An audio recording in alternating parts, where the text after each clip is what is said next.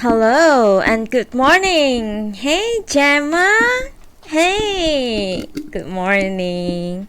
And thank you for the follow, Terrarus. I guess I have to do an ara. Okay, let me get ready. Ara. There you go. That's an ara for Terrarus for following me. Thank you so much.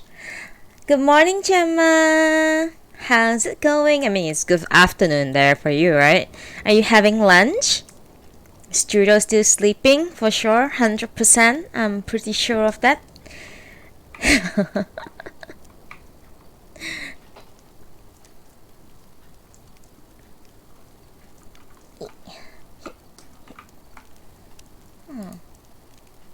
Ah, I see. Alright. He woke up 30 minutes ago. That's cool. Yeah, he said that he's gonna be playing today. This game. He meant. I believe he meant. Hopefully that is true. And not just a lie.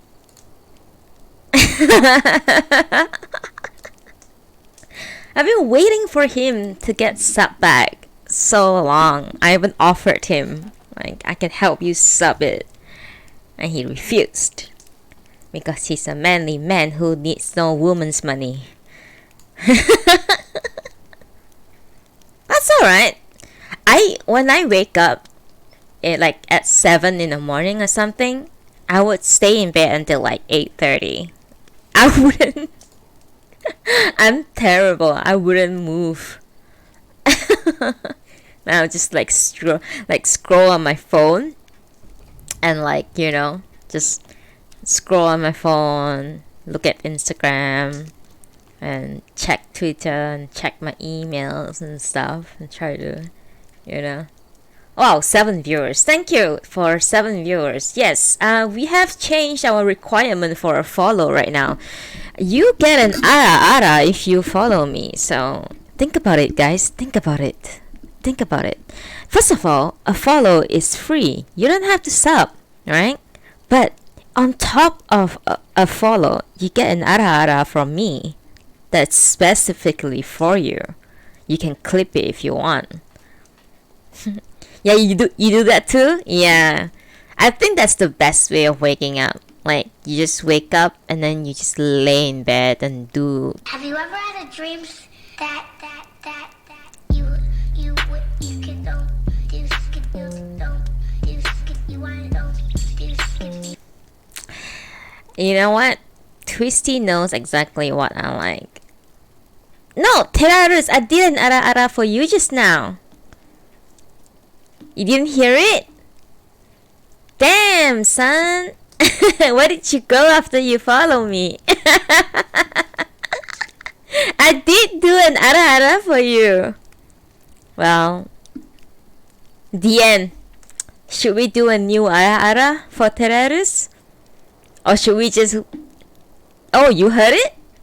No, you can't do that. You can't unfollow and follow again. That's not the rule. You can't do that.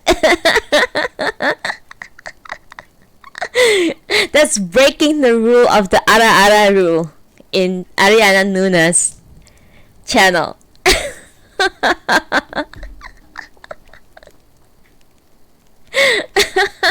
No! That's terrible of you.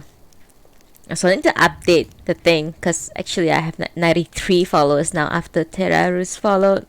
I don't know why the follower goal thing doesn't update. Let me see. In before, in before. Well, you know what? That's a win for me either way. So.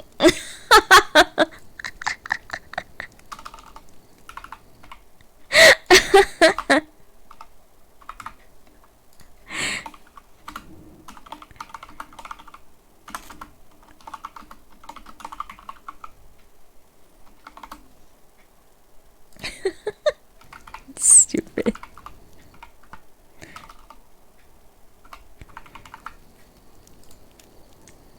There you go.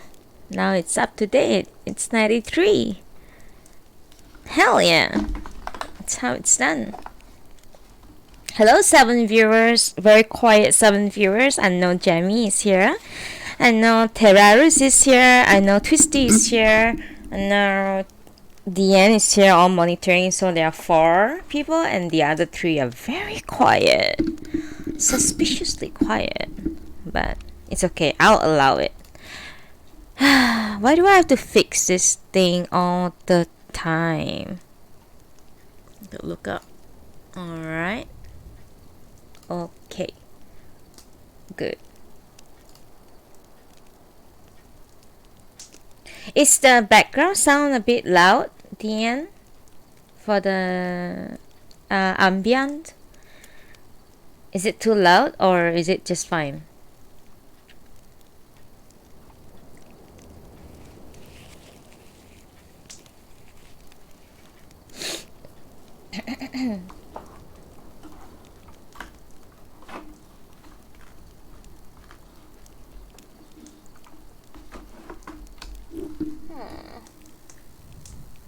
Oh! Is that Terrarus? Oh, that is Terrarus Petra. Hello! Thank you so much for being here in the channel and also in game. That means a lot to me. Thank you so much. Sorry, I usually just like sit there for a while until it's time to actually read. Oh, we just lost 1 viewer. That's fine, that's fine. We usually do like a little talk for about like 10-11 minutes and then we start reading Terrarus. Because this is obviously your first time here, I do have VODs for the reading of the previous chapters of this current book that we are reading. We are actually finishing this book today. We are on the last chapter and it seemed quite short, but the last time when I read chapter 3, I thought the chapter was quite short as well, but it turns out to be quite long.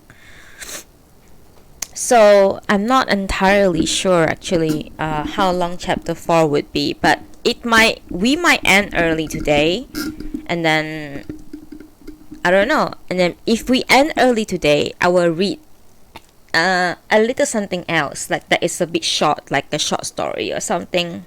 But if we end right around the time of 2 hours of reading time that I set for myself, because there was one time the last chapter of I Am a Cat, I read it for like almost at least 4.5 hours for that last chapter of I Am a Cat. It was insane. I took a break in between for lunch and all that, but still, it was insane. It was a 5-hour long stream of me reading and it was awful. And I mean, it was great, but it was awful for me. I was so tired after that. Also, by the way, an amazing looking Rogadin character creation right there. Perfect. Mwah. Chef kisses. Yeah. A good problem? Well, the viewership wasn't that high. But I got a bunch of really good people there, and that was the day I got affiliated. And it was like a great way to wrap up the book, I Am a Cat by Natsume Sosaki. I have an entire category for it, by the way. So that the day when I read the last chapter of that book was the day I got affiliated. And I was so emotional by the end of it, and I was like crying. I'm not even kidding. I like seriously bawled my eyes out. Crazy. Yeah. But it was great. It was really good. I'm so happy to have found a community who are actually interested in reading, or in this case listening to someone read a book. And I think more people should spend more time reading. I think it's good for the soul, and reading for me is also a kind of a meditation, because you focus on the words and like trying to absorb the storyline so much that you are not thinking about anything else. So it's a very good kind of meditation, personally. Yeah, I think we lost a viewer because Gemma probably had to go back to work after her lunch break. But that is fine, totally fine, Gemma. I love you, just so you know. Thank you for being here for me on this fine morning. Let me sit up comfortably. It's about time. Oh, you're still here. We lost someone, maybe because they got bored of me talking about shit instead of actually reading the book. You know? I get that. Oh, you're still here. Alright, it's 11 past 11 and I am going to take... It's right... you're writing your shopping list? Hell yeah, what are you gonna make tonight? Alright, I'm gonna take a sip of tea and then I'm gonna start reading. Tell me what you're gonna make tonight, Gemma. I'm very interested. 1 second.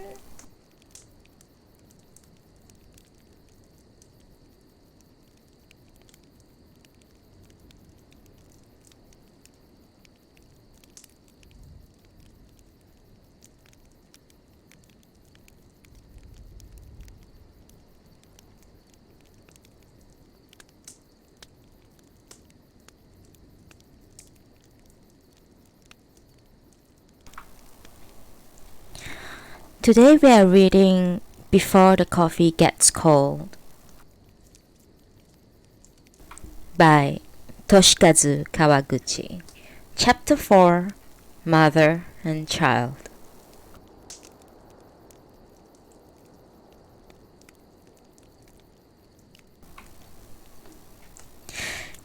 When it appears in haiku, the higurashi cicada is a term denoting the season associated with autumn. The mention of higurashi therefore evokes an image of it shrilling at the end of summer. In reality, this insect's cry can be heard from the beginning of summer. Somehow, though, while the shrills of the abura cicada and the min cicada evokes the images of a blazing sun, midsummer, and scorching days, the song of the higurashi evokes the image of evening and the late summer. When the sun begins to set and the dusk gathers, the kana kana kana of the higurashi evokes a melancholic mood, and one gets the urge to hurry home. In the city, the shrill of the higurashi is seldom heard. This is because, unlike the abura cicada and the min cicada, the higurashi likes shady places such as the canopy of a forest or of the cypress grove away from the sun. But living near our cafe was a single higurashi cicada. When the sun started to set, a continual kana kana kana could be heard from somewhere, shrilling fleetingly and weakly. This is sometimes audible in the cafe, though, as the cafe was a basement, you had to strain your ears to hear it. It was that faint. It was one such August evening outside the Abura cicada was loudly shrilling chee chee chee. The weather office had reported that this day had been the hottest day of the year, but in the cafe, it was cool despite the lack of air conditioning. Kazu was reading an email that Hirai had sent to Nagare's phone. I've been back at Takakura for 2 weeks now. There are so many things to learn. Every day, I am nearly reduced to tears. It's so tough. Oh, she does have it rough. Listening to Kazu were Kotake and Nagare. As neither Kazu nor Kei had a phone, it was Nagare's phone that received all the emails sent to the cafe. Kazu didn't have a phone because she was not very good at maintaining personal relationships and saw phones and the means of communications as nothing more than a nuisance. Kate didn't have a phone because she cancelled it when she got married. One phone is enough for a married couple, she said. In contrast, Hirai had 3 phones, each for a particular purpose, for customers, for private, and for family. On her family phone, she had saved only her family home number and her sister Kumi's number. Although no one from the cafe knew it, now she had added 2 extra contacts in her phone reserved for her family, the cafe and the Nagare's mobile phone number. Kazu continued to read out the email. Alright, have a great day at work. Oh, thank you so much. I'll see you in Strudel stream. Things are still awkward with my parents, but I feel returning home was for the best. I think that if Kumi's death had led to unhappiness for both me and my parents, then that unhappiness would have been her only legacy. So that's why I intend to lead a life that creates more wonderful legacy for Kumi's life. I guess you never thought I could be so serious. So anyway, I'm happy and well. If you get a chance, please come and visit. Although it's already come and gone this year, I highly recommend the Tanabata Festival. Send my best regards to everyone. Yaiko Hirai. Nagare, listening at the entrance to the kitchen with his arm folded, narrowed his eyes even more than usual. He was probably smiling. It was always difficult to know whether he was smiling. Oh, isn't that wonderful? Kotake said, smiling happily. She must have been on break between shifts as she was wearing her nurse uniform. Hey, check out the photo, Kazu said, showing Kotake the photo attached to the email. Kotake took the phone in her hand so that she could take a good look. Wow, she already looks the part. For sure, she said with a hint of surprise. Doesn't she? Kazu agreed, smiling. In the photo, Hirai was standing in front of the inn. With her hair in a bun, she was wearing a pink kimono, indicating her status as the owner of Takakura. She looks happy. She does. Hirai was smiling like she didn't have a care in the world. She had written things that were still awkward between her and her parents, but next to her were her father Yasuo and mother Michiko. And Kumi too, muttered Nagare, peering at the photo from behind. Kumi's no doubt happy as well. Yes, I'm sure she is, Kotake said, looking at the photo. Kazu, standing beside her, also gave a small nod. She no longer had the cool demeanor she had while conducting the ritual for returning to the past. Her face was gentle and kind. By the way, Kotake said as she returned the phone to Kazu. She turned and looked over dubiously to the woman in the dress was sitting. What's she doing over there? It was not the woman in the dress she was looking at, but Fumiko Kiyokawa, who was sitting on the chair opposite her. It was Fumiko who had traveled back to the past in the cafe that spring. normally is the epitome of a working woman, today must have been her off day as she dressed casually in a black t-shirt with 3/4 length sleeves and white leggings. On her feet were cord sandals. Fumiko had shown no interest in Hirai's email. Instead, she was staring at the face of the woman in the dress. Just what she wanted was a mystery. Kazu had no idea either. I wondered too, was that all Kazu could reply.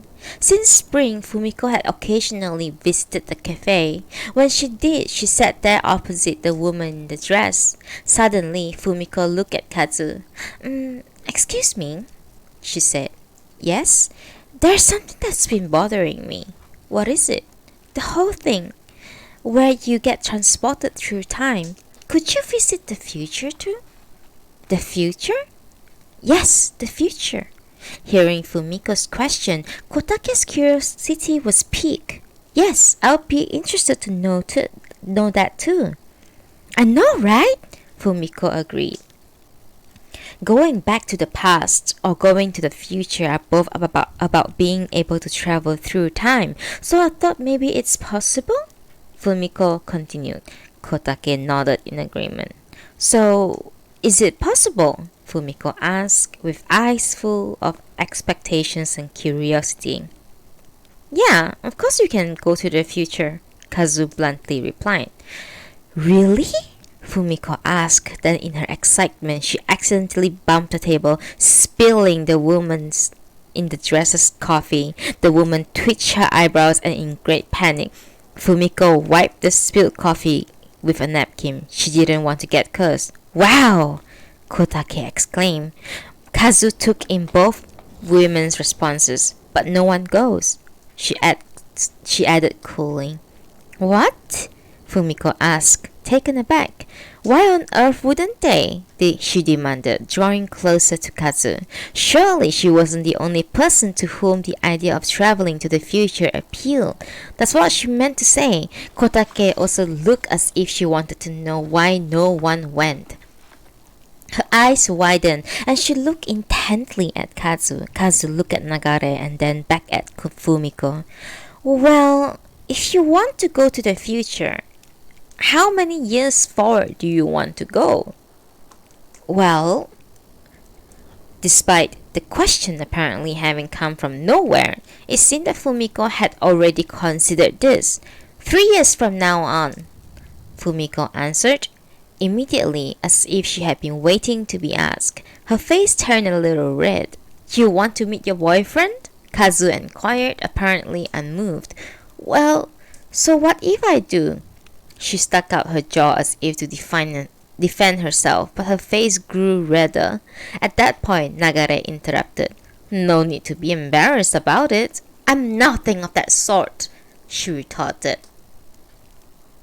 But Nagare had touched a nerve. Both he and Kotake were looking at each other, grinning. Kazu was not in a teasing mood. She was looking at Fumiko with her usual cool expression. Fumiko picked up the seriousness. That's not possible, she asked in a small voice. No, it's possible. It's not that it's not possible, Kazu continued in a flat monotone. But how can you know that in 3 years he will visit the cafe?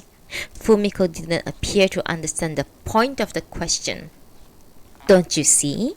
Kazu asked Fumiko, as if cross-examining her. Oh! Fumiko said, finally getting it. Even if she traveled forward in time by 3 years, how could she possibly be sure that Goro would be in the cafe? That's the sticking point. What happened in the past has already happened. You can target that moment and go back there. But the future is completely unknown, Kotake said, clapping her hands as if playing on a quizzer. Sure, you can travel to the day you wish to go, but there's no way of knowing if the person you want to meet is going to be there. Judging by Kazu's nonplussed expression, there must have been lots of other people who had pondered the same thing. So, Unless you are counting on a miracle, if you decide on a time in the future and travel to it just for that short time before the coffee cools, the chances of meeting the person you actually want to meet is very slim. Nagare added, as if he explained these sort of things all the time. He finished by looking at Fumiko with his narrow eyes. You get what I'm saying? So, going would just be a waste of time? Fumiko muttered with acceptance. Exactly. I see. Considering how seemingly superficial her motive was, Fumiko probably should have been more embarrassed, but she was so impressed with the airtight nature of the cafe's rules that it did not cross her mind to question Kazu's response any further. She didn't say anything, but she thought to herself, when you return to the past, you cannot change the present. Going to the future is simply a waste of time. How convenient. I can see why that the magazine article described the cafe's time travel as meaningless. But she wasn't going to avoid embarrassment so easily. Nagare further narrowed his eyes inquisitively. What did she want to do? Make sure that you're married? He teased. Nothing of that sort. Ha! Knew it. No, I told you it's not. The more she denied it, the deeper the hole Fumiko seemed to be digging herself into. But unfortunately for her, she wouldn't be able to travel to the future anyway. There was one more annoying rule preventing this from occurring. A person who has sat on the chair to travel time once cannot do it a second time. Each person received only a single chance. But I think it would be easier not to tell Fumiko that. Kazu thought as she observed Fumiko chatting happily. This was not out of consideration for Fumiko, but rather because she would demand a reasonable explanation for such a rule. I can't be bothered dealing with that, Kazu thought simply. 1 second for a sip of tea.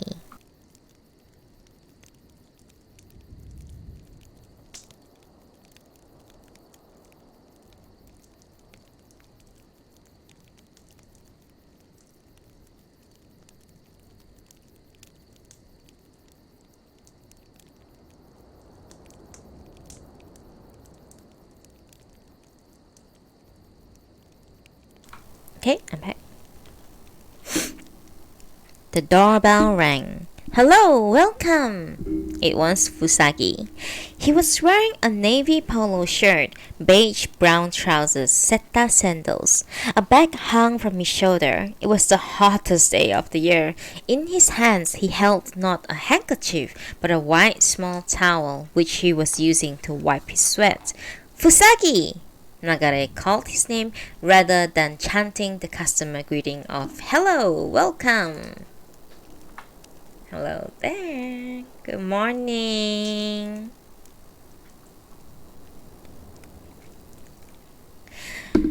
Fusagi first looked a bit confused, but then gave a small nod in reply and went to sit down at his usual seat at the table closest to the entrance. Kotake, with her hands behind her back, strode up close to him. Hello, darling, she said with a smile. She no longer called him Fusagi like she had used to. I'm sorry, do I know you? I'm your wife, my love. Wife? My wife? Yes. This is a joke, right? No, I'm really your wife.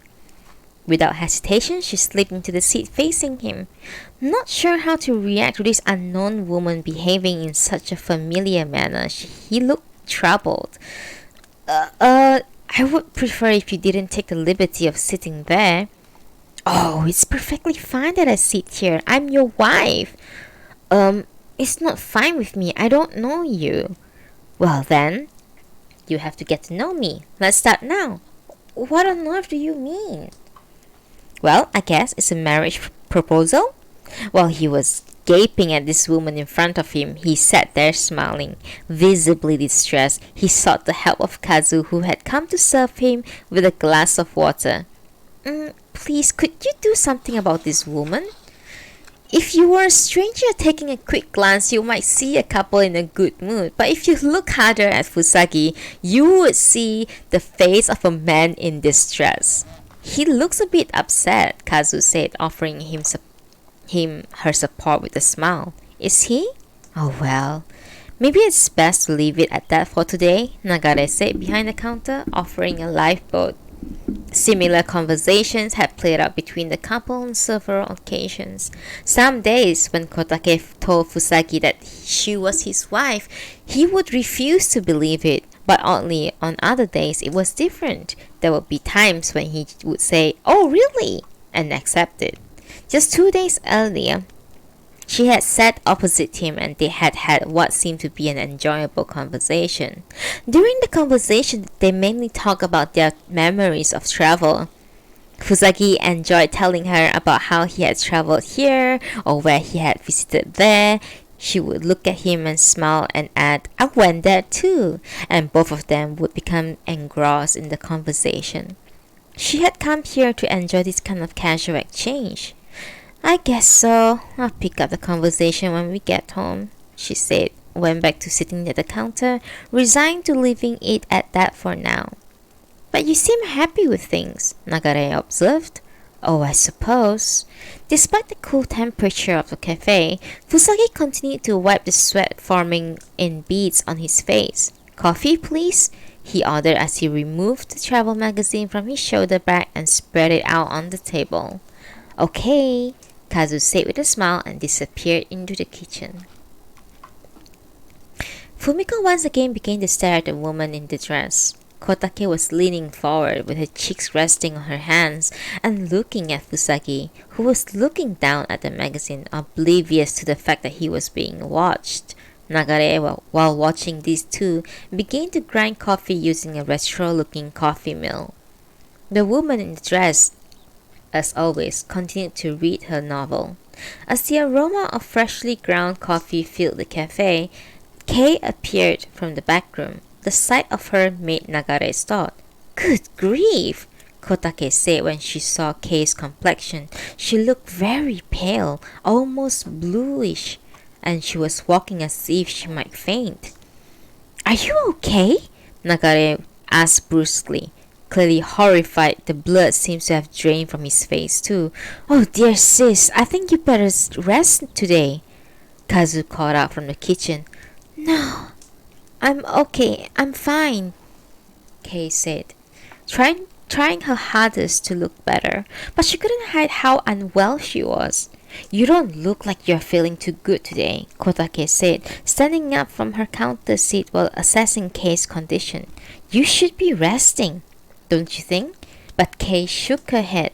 "No, I'm fine, really," she insisted, making a peace sign with her fingers. But it was plain to see that she wasn't. Kei was born with a weak heart. Ordered by the doctors not to take part in intense physical activity, she was never able to take part in things like sports days or when she was in school.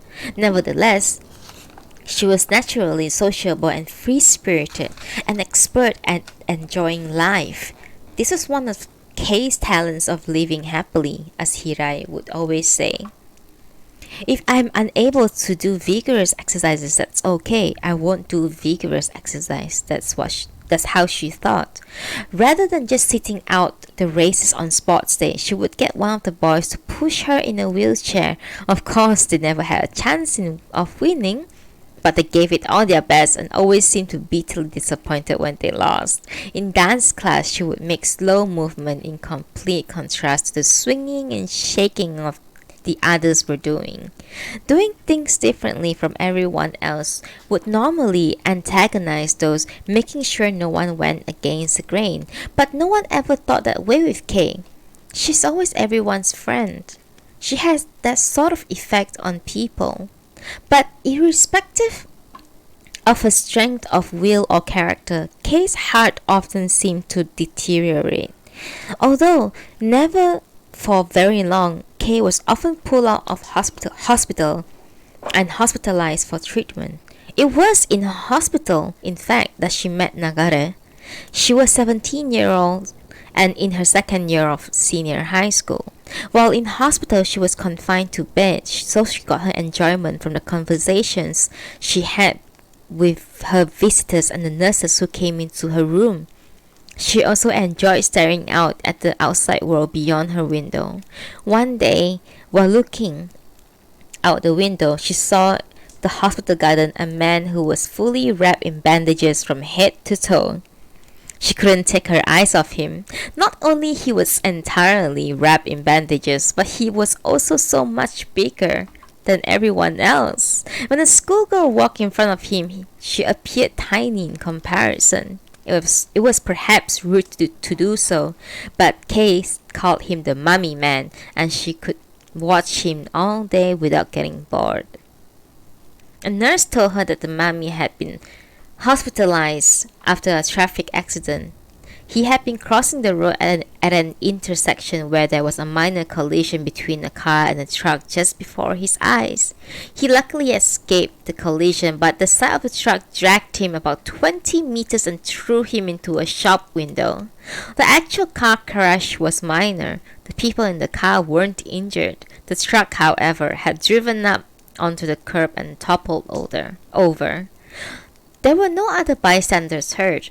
If the same thing had happened to someone of normal build, it could have meant sudden death, but the large man soon picked himself up as if nothing had happened. Of course, that was far from true. He was a bloody mess, bleeding everywhere. Good morning, Wolfie! Hello there! Hello! Morning. Thank you for coming to my stream. You okay? Petrol was leaking from the truck. Wait, hang on. Of course, that was far from true, and he was a bloody mess, bleeding everywhere. But despite his condition, he stumbled to the overturned truck and called out, "You okay?" Petrol was leaking from the truck. The driver was unconscious. The big man pulled the driver from the truck and while casually carrying him over his shoulder, called out to one of the onlookers gathered at the scene, "Call an ambulance!" When the ambulance came, they took the big man too. He had terrible bleeding from all the cuts and grazes, but he hadn't broken any bones. After hearing the mummy man's background story, Kay grew even more intrigued. It wasn't long before this intrigue had grown into a full-blown crush. He became her first love. One day, on impulse, she went to meet him. When she stood before him, he was even larger than she had imagined. It was like standing in front of a wall. "I think you are the man I want to marry," she declared, without reservations or embarrassment. She said it clearly and directly to the mummy man, the first words she has ever spoken to him. The mummy man looked down at her and for a while said nothing. Then he offered a pragmatic, yet not entirely negative reply. "You'll be working in a cafe if you do." Their 3 years of dating started, finally, when Kay was 20 and Nagare was 23. They signed the registry books and became husband and wife. Tazamina, long time no see. Hey. Sorry, I forgot to mute my phone. Oh, Taza. Enjoying things as you should be. Yes. Kay went behind the counter and began drying the dishes and putting them away as she did. The siphon could be heard beginning to gurgle from the kitchen. Kotake continued to look at Kay with concern, but Kazu slipped into the kitchen and Nagare once again began grinding coffee beans with a mill. For some reasons, unbeknownst to everyone, the woman in the dress was continuing to stare at Kay. "Oh!" Kotake exclaimed just before the sound of breaking glass could be heard. A glass had fallen from Kay's hand. "Sis, are you okay?" Normally calm and collected under any circumstances, Kazu came rushing out in panic. "I'm sorry," Kay said, beginning to pick up the broken glasses. Leave it, sis. I'll do it, Kazu said while propping up Kei, who was beginning to buckle at the knees. Nagare said nothing and watched. It was the first time Kotake had seen Kei in such a serious condition. But being a nurse, she dealt with ill people all the time, but seeing her friend looking so unwell shook her to the point of the blood draining from her face. Kei, darling, she muttered, are you okay? It naturally caught Fusagi's attention as well. He lifted his head. I'm sorry. I think Kei should go to the hospital, Kotake advised. No, I'll be okay, really. But I really think... Kei shook her head stubbornly, but her chest was heaving as she breathed. Her condition seemed worse than she thought. Kei? Nagare said nothing. He just kept looking somberly at his wife. Kei took a deep breath. I think I had better lie down, she said, and staggered towards the back room. She had gathered from Nagare's expression that she was seriously concerned about her own condition. Kazu, please look after the cafe, please, Nagare said as he followed her. Yeah, sure, Kazu replied, standing as if her mind was elsewhere. Coffee, please. Oh, sorry. Fusagi had read the mood and had been biting his tongue, waiting to make his request. His prompt for coffee brought Kazu back from her daze. She had been so caught up with Kei, she still hadn't served Fusagi his coffee. The day ended with this heavy mood still lingering. Since becoming pregnant, whenever she was free, Kei would talk to the baby. At 4 weeks, it was a bit early to be calling it a baby, but it didn't deter her. In the morning, she would start with good morning, and while calling Nagare Papa, she would set out to explain the events of the day. She found these imaginary conversations with her baby the highlight of any day. Can you see it's your papa? My father? Yes, he's huge. Yes, but he doesn't only have a huge body, he has a huge heart as well. He is very kind, loving papa. That's good, I can't wait. Papa and Mama can't wait to see you either, my love. So went these conversations in which, of course, Kei played both roles. But the sad reality was that Kei's condition was worsening as the pregnancy progressed. At 5 weeks, the sac had formed out inside the uterus, and inside there is the embryo, measuring 1 or 2 milliliters. This is when the baby's heartbeat becomes detectable. From this point, organs begin to form quickly. Eyes, ears, and mouth develop. The stomach, intestines, lungs, and pancreas, and cerebral nerves and aorta all form. The hands and the feet begin to protrude. All this early fetal development was taking a toll on Kei's physical condition. She was also getting hot flashes, yet felt like she had a fever. The hormones that her body was producing in order to curate the placenta were making her feel lethargic and subject to strong waves of sudden drowsiness. The pregnancy affected her mood, which would swing from one extreme to another. She would have periods of anxiety, short bursts of anger, and then feel depressed. There were times when something seems to taste different from normal. Despite this, however, she never once complained. Conditioned by her regular spells in hospital since childhood, she never complained about her physical ailments. But over the course of the last couple of days, her condition had rapidly grown worse. 2 days earlier, Nagare had taken advantage of a brief moment alone with her primary doctor and to demand for information. The doctor had confided in him. Frankly, your wife's heart may be unable to withstand childbirth. Morning sickness will begin from the 6th week. If she gets a bad bout of morning sickness, she will need to be hospitalized. If she chooses to have the baby, she has to realize that the possibility that both she and her child will survive is very low. Even if she and her baby survived the birth, it would take a tremendous toll on her body. She must understand that it will definitely reduce her lifespan. He added, normally, terminations are performed between 6 and 12 weeks. In your wife's case, should she choose to end the pregnancy, it should be done as early as possible. After returning home, Nagare confronted Kei, telling her everything that had been said. After he had finished, Kei simply nodded. I know, was all she said. After closing the cafe, Nagare sat alone at the counter. The room was lit only by the wall lamps. On the counter, several small paper cranes were lined up, made by Nagare from a folded paper napkin. The only sound that could be heard inside the cafe was the ticking of the wall clocks. The only things moving were Nagare's hands. The doorbell rang.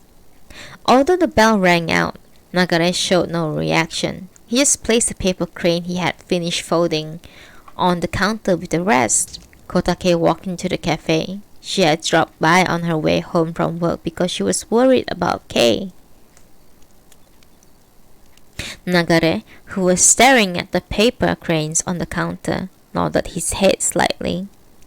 Kotake stood at the cafe's entrance. How's Kei's doing? She asked. She had found out that she was pregnant early on, but she never thought it would cause her to deteriorate so rapidly.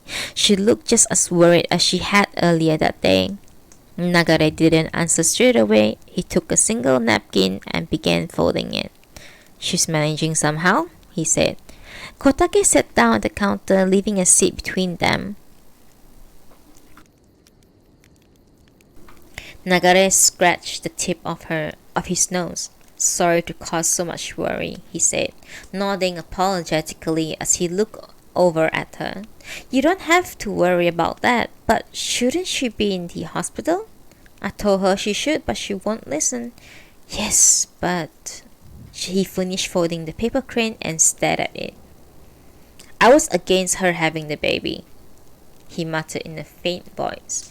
If the cafe hadn't been so small and quiet, Kotake wouldn't have heard it. But nothing will change her mind, he said, looking at Kotake with a slight smile, then looking down. He had told Kei that he was against having their baby, but that was as far as he would go. He could say neither don't have it, nor I want you to have it. He couldn't choose between them, choosing Kei over the baby or choosing the baby over Kei. Kotake didn't know what to say. He looked up at the ceiling fan that was rotating gently. That's tough, she agreed. Kazu came out from the back room. Kazu, Kotake whispered. But Kazu averted her gaze from Kotake and looked at Nagare. She wasn't her normal unreadable self. She seemed sad and despondent. How is she? Nagare asked. Kazu looked towards the back room. Nagare followed her eyes and saw Kei slowly approaching. Her complexion was still white, and she walked a little unsteadily, but she seemed to be much more control. She walked behind the counter and stood in front of Nagare, looking at him. But he didn't look back. Instead, he simply stared at the paper cranes on the counter. As neither Nagare nor Kei spoke, the silence between them grew more awkward by the minute. Kotake felt unable to move. Kazu went into the kitchen and began to make coffee. She placed the filter in the funnel and poured hot water from the kettle into the flask. As everything was so quiet in the cafe, it was so easy to tell what she was doing even though she was out of sight. Soon, the contents of the flask began to boil and the gurgling sound of hot water ascending the funnel could be heard. After a few minutes, the aroma of fresh coffee filled the cafe. As if roused by the aroma, Nagare looked up. I'm sorry, Nagare, Kei mumbled. What for? Nagare asked, staring at the paper cranes. I'll go to the hospital tomorrow. I'll get admitted. Kei said each word to herself as if trying to make peace with something she was still wrestling with. To be honest, Once I go to the hospital, I don't imagine I'll ever come home again. It's a decision that I have been unable to make. I see. Nagare clenched his fist tightly. Kay lifted her chin and stared at the large round eyes into space. But it seems I can't go on like this any longer, she said, as her eyes filled with tears. Nagare listened quietly. There's only so much my body can take. Kay placed her hands on her stomach, which had yet to expand even an inch. It looks like giving birth to this child will take my all, she said with a knowing smile. It seemed that when it came to her body, she knew better than anyone. That's why. Nagare looked at her with his narrow eyes. Okay, was all that he could reply. Kay, darling? This was the first time Kotake had seen Kay upset like this. As a nurse, she understood the real danger that she faced in attempting to bear a baby with her heart condition. Her body had already become this frail while she was just approaching the morning sickness phase. If she had chosen to not have the baby, no one would have blamed her, but she had decided to go ahead. But I'm really scared, Kay muttered in a trembling voice. I wonder if my child will be happy. Will Mama's baby be lonely? Will that make you cry? She talked to the child as she always did. I might be able to have you, my child. Will you forgive me? She listened, but no answer came. A stream of tears flowed down her cheek. I'm scared.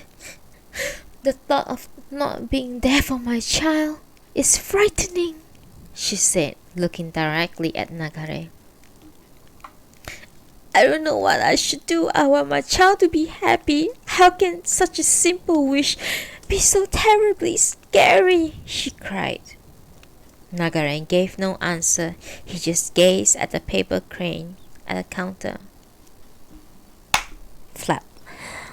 The woman in the dress closed her novel. She hadn't finished it. A white bookmark with a red ribbon tied to it was left inserted between the pages. Hearing the book close, Kay looked over at her. The woman in the dress looked back at Kay and just went on staring at her. With her eyes fixed on Kay, the woman in the dress gently blinked once. Then she smoothly got up from her seat. It was as if that blink had been meant to communicate something. Yet she walked behind Nagare and Kotake and disappeared into the toilet as if she was being drawn inside. Her seat, that seat, was vacant. Kay started walking towards the seat as if something was pulling her there.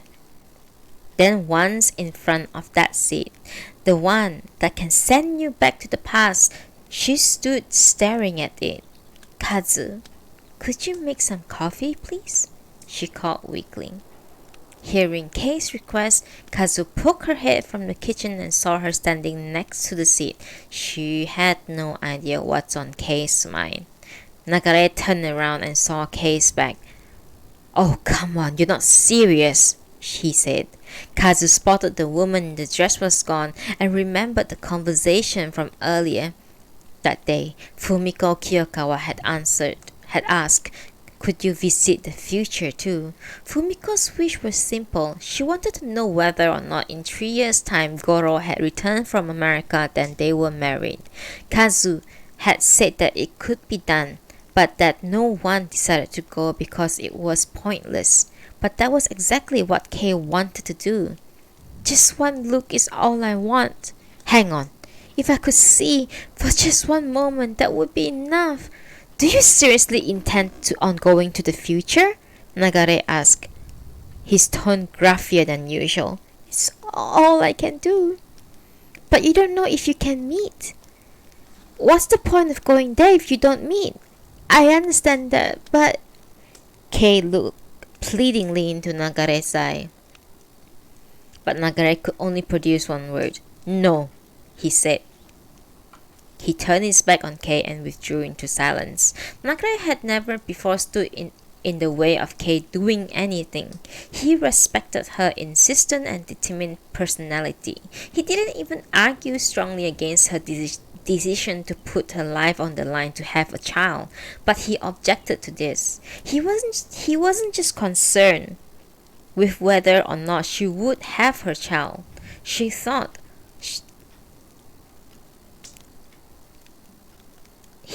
that if she went into the future and discovered that the child didn't exist, the inner strength that had been sustaining her would be destroyed. Kay stood before the chair, weak but desperate. She couldn't walk away from her decision. She was not going to retreat from her position in front of the chair.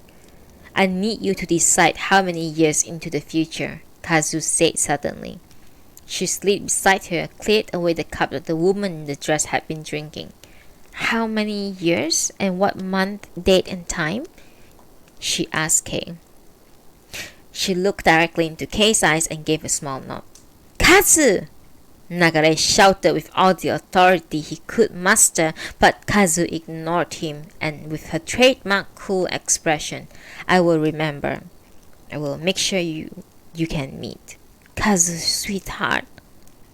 Kazu was promising her that she would make sure her child would be there in the cafe at the time she chose to go in the future, so you don't have to worry, she said. Kay gazed into her eyes and gave a little nod. Kazu had a feeling that the deterioration in Kay's condition over the past few days wasn't down to physical changes from the pregnancy alone, but that it had also been caused by the overall stress of the situation. Kay wasn't afraid to die. Her anxiety and sadness stemmed from the thought of not being there to see her child grow. This weighed heavily on her heart and was sapping her physical strength. As her strength faded, her sense of anxiety grew. Negativity is food for a malady, one might say. Kazu feared that if Kay continued on this course, her condition would continue to weaken as the pregnancy progressed, and the life of both mother and child might be lost. A glimmer of positivity returned to Kay's eyes. I can meet my child. It was a very, very small hope. Kay turned to look at Nagare, sitting at the counter, her eyes locked with his. He was silent for a moment, but with a short sigh, he turned away. Do as you wish, he said, turning on his stool so that his back was to her. Thank you, she said to his back. After making sure that Kay was able to slide in between the table and the seat, Kazu took the cup and the woman in the dress had used and disappeared into the kitchen. Kay inhaled deeply, slowly lowered herself into the seat, closed her eyes. Kotake held her hands together in front of her as if in prayer, while Nagare stared silently at the paper cranes in front of him. This was the first time Kay had seen Kazu defy Nagare's will. Outside the cafe, Kazu rarely felt comfortable talking with anyone she hadn't met before. She went to Tokyo University of the Arts, but Kay had never seen her with anyone you might describe as a friend. She normally kept to herself. When not in university, she helped out at the cafe, and when that was finished, she retired to her room, where she would work on her drawings. Kazu's drawings were hyper-realistic. Using only pencils, she created works that appeared as true to life as to actual photographs, but she could only draw things that she could observe herself. Her drawings never depicted the imaginary or the invented. People don't see things or hear things objectively as they might think. The visual and auditory information that enters the mind is distorted by experiences, thoughts, circumstances, wild fancies, prejudice, preferences, knowledge, awareness, and countless other workings of the mind. Pablo Picasso's sketch of a nude man that he did at age 8 is remarkable. The painting he did at age 14 of a Catholic communion ceremony is very realistic. But After the shock of his best friend's suicide, he created paintings in shades of blue that became known as the Blue Period. Then he met a new lover and created bright and colorful works of the Rose Period. Influenced by the African sculptures, he became part of the Cubist movement. Then he turned to the neoclassical style, continued to surrealism, and eventually painted the famous works of the Weeping Woman and Guernica. Taken together, these artworks show the world as seen through Picasso's eyes. They are the results of something passing through the filter that is Picasso. Until now, Kazu had never sought the to challenge or influence people's opinion or behavior. This was because her own feelings didn't form from part of the filter through which she interacted with the world. Whatever happened, she tried not to influence it by keeping herself at safe distance. This was Kazu's place. It was her way of life. This was how she treated everyone. Her cold disposition when handling customers wishing to go back to the past was her way of saying, "Your reasons for going to the past are none of my business." But this was different.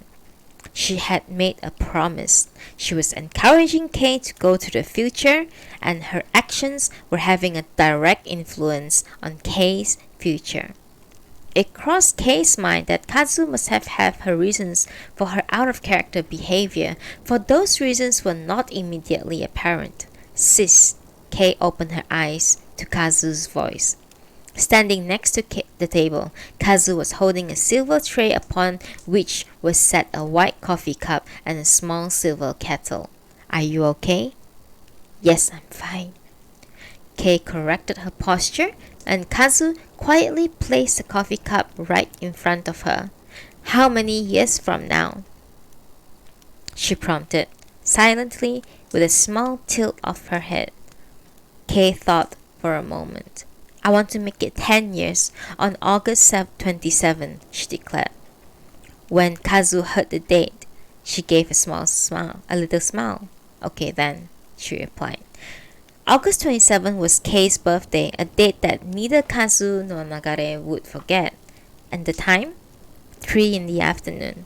In 10 years from now, on August 27 at 3 in the afternoon. "Yes, please," Kei said, smiling. Kazu gave a small nod and gripped the handle of the silver kettle. Right then, she resumed to her normal, cool persona. Kei looked over at Nagare. "See you soon," she called, sounding clear-minded. He didn't look back. "Yeah, okay." During Kei and Nagare's exchange, Kazu picked up the kettle and held it still above the coffee cup. "Drink the coffee before it gets cold," she whispered. The words sounded throughout the silent cafe. Kei could feel the tension in the room. Kazu began pouring the coffee.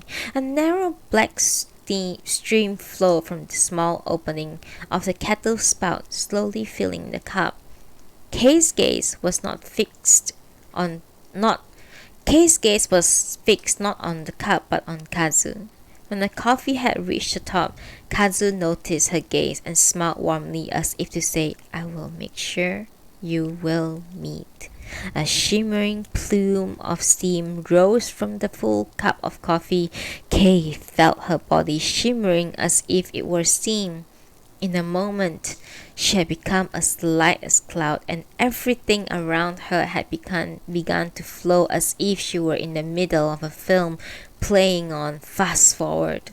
Normally, she would have reacted to this by gazing at the passing scenery with the sparkly eyes of a child in an amusement park, but such was her mood right now that her mind was closed from appreciating such weird experience. Nagare had put his foot down in opposition, but Kazu had stepped up and gave her a chance. Now she was waiting to meet her child. Surrendering the shimmering dizziness, she brought to mind her own childhood. Kei's father, Michinori Matsuzawa, also had a weak heart. He collapsed at work while Kei was in grade 3 at elementary school. After that, he was frequently in and out of the hospital. Until he departed just 1 year later, Kei was 9 years old, a naturally sociable child who was always very happy and smiling. At the same time, she was sensitive and highly strung. Her father's death left her in a dark place emotionally. She had encountered death for the first time, and she referred it as the very dark box. Once you climbed inside that box, you never got out. Her father was trapped in there, a place where you encountered no one, awful and lonely. When she thought of her father, her nights were robbed of sleep. Gradually, her smile faded. One moment, please, for hydration.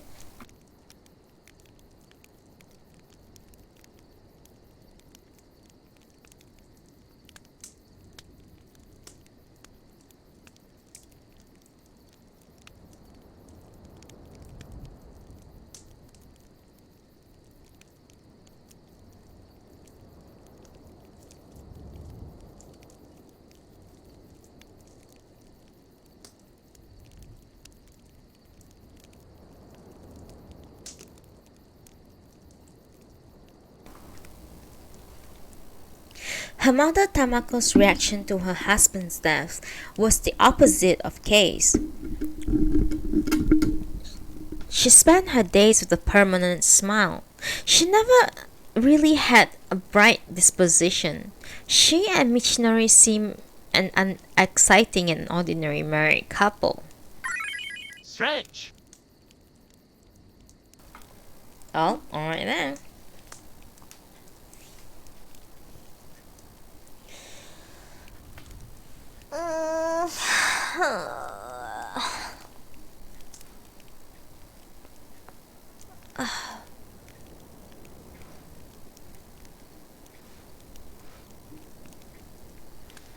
Thank you for the stretch.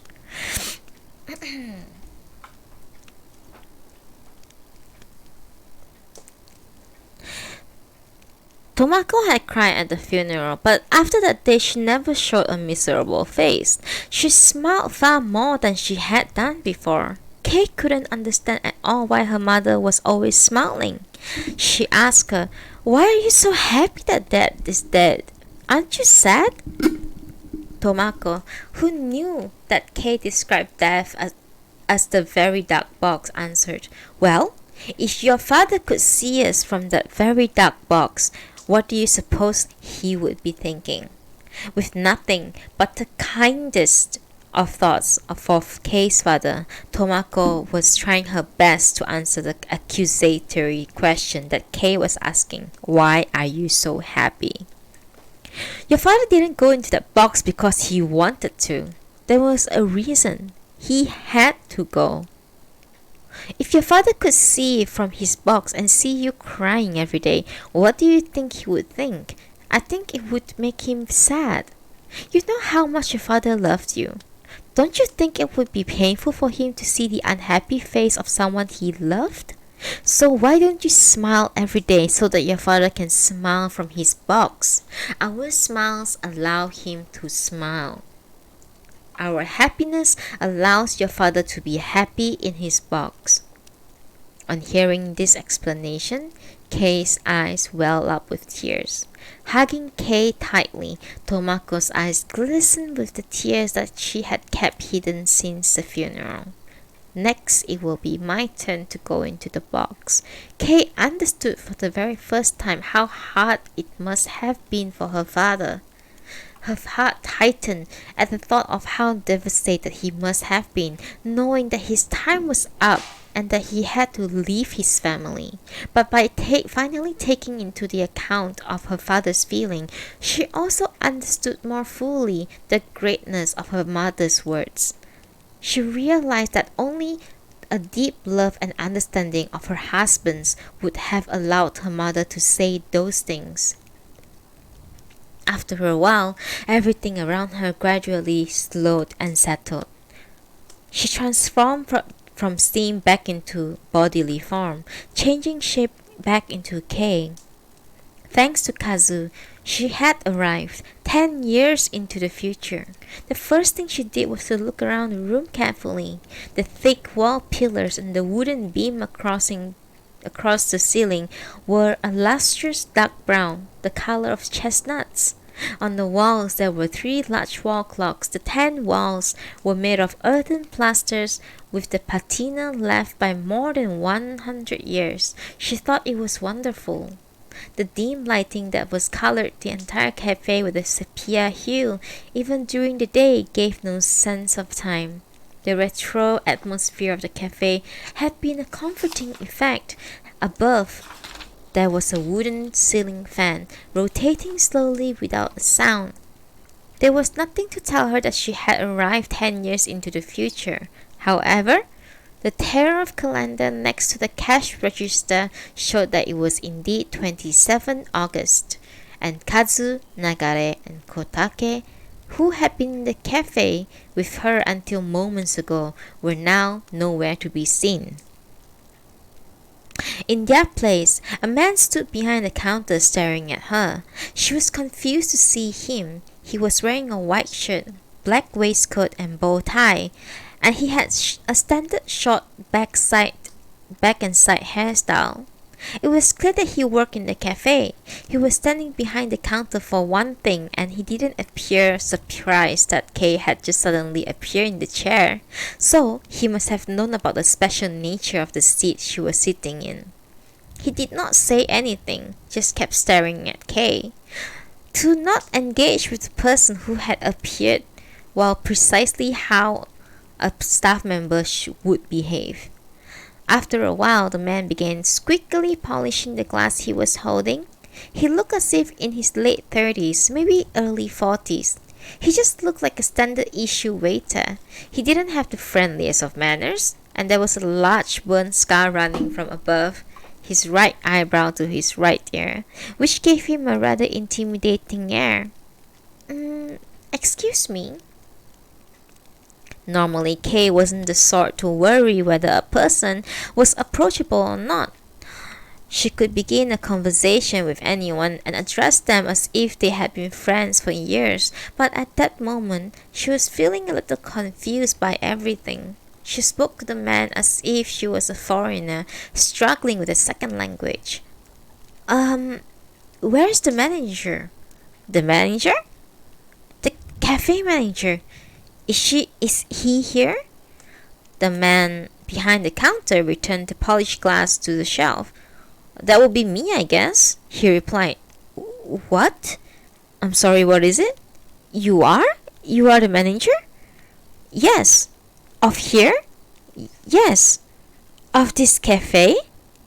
Yes. Really? Yep. That can't be right. Kei leaned back in surprise. The man behind the counter was startled by her response.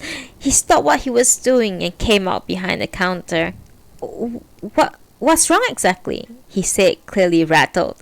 Perhaps it was the first time someone had reacted in such a way to learn that he was the manager, but Kei's expression seemed over the top. He was trying to make sense of the situation. What had happened during these 10 years? She couldn't work out how this could be. She had so many questions for the man in front of her, but her thoughts were all jumbled, and time was the essence. The coffee could go cold, and her decision to come to the future would have been in vain. She collected herself. She looked at the man who was peering at her with concern. I must calm myself. Yes. What about the previous manager? Previous manager? You know, the really big guy with narrow eyes? Oh, Nagare. Right. The man at least knew Nagare. Kei found herself leaning forward. Nagare is in Hokkaido right now. Hokkaido? Yes.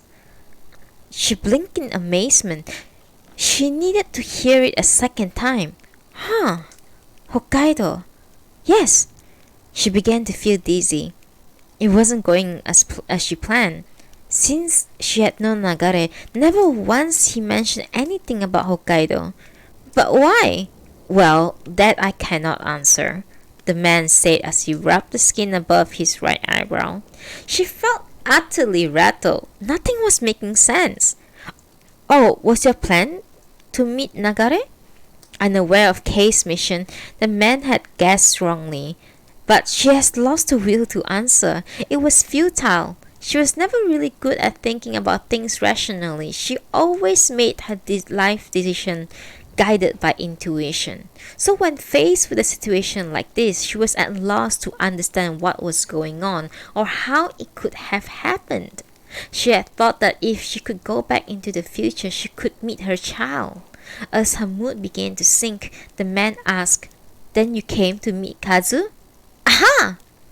Kei shouted, suddenly seeing new hope. How could she have forgotten? She had focused on asking the man about the manager, but she had completely forgotten something important. It was Kazu who had encouraged her to go to the future. It was she who had made the promise. It didn't matter if Nagare was in Hokkaido. As long as Kazu was here, there was no problem. Kei tried to contain her surging excitement. "What about Kazu?" She quickly asked. "What? Kazu? Is Kazu here?" If the man had been standing any closer, Kei probably would have grabbed him by his shirt front. Her intensity compelled him to take a couple of steps back. "Is she here or not?" Look." The man averted his gaze, overwhelmed by Kei's quick-fire questioning. "The truth is, Kazu is in Hokkaido as well," the man replied. "That's it then." The man's reply had completely dashed her hopes. "Oh no, not even Kazu is here?" He looked with concern at Kei. She looked as if her spirit had totally sapped out of her. "Are you alright?" he asked. Kei looked up at the man with a look that said, "Isn't it perfectly obvious?" But he had no idea about her situation, so there was nothing she could say.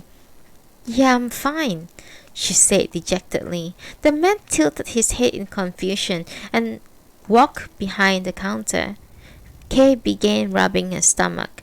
"I don't know why. If those two are in Hokkaido, then this child must be with them there too. It doesn't look like it's going to happen." Kei dropped her shoulders, slumping despondently. It was always going to be a gamble. If luck was on her side, they would meet. Kei had known that. If meeting people in the future was so easy, then more people would have been trying it. For example, if Fumiko, Kiyokawa, and Goro had promised to meet at a cafe in 3 years' time, then of course it was possible they would meet. But for this to happen, Goro would have to keep his promise to come. There were so many reasons for being unable to keep such a promise. He could try to drive, but get stuck in the traffic. He could decide to walk, but get diverted by roadworks. He might get stopped and ask for directions or lose his way. There might even be a sudden torrential downpour or natural disaster. He might slip in or simply mix up the time they were due to meet. In other words, the future is uncertain. With this in mind, whatever the reasons for Nagare and Kazu being in Hokkaido, it fell within the range of things that can happen. Hokkaido was 1,000 kilometers away, and it was a shock to hear they had gone so far. But even if they had only been one train stop away, they would still have been unable to get back to the cafe before the coffee went cold.